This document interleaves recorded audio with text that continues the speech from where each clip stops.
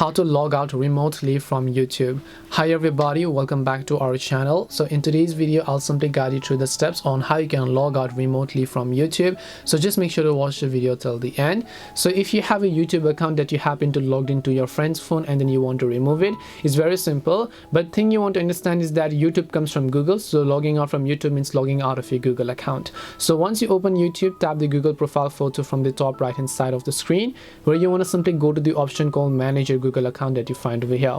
Once you tap the option called manage your Google account, you simply want to switch to the security tab which you see. Once you come to security, scroll down and then here you'll find a list of all the devices where your device or your account is logged in. So tap on manage all devices.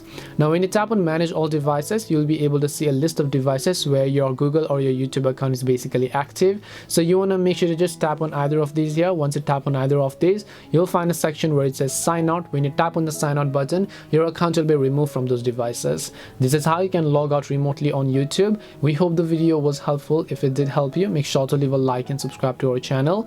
If you have any questions, feel free to leave them down. Thank you very much for watching and see you in the next video.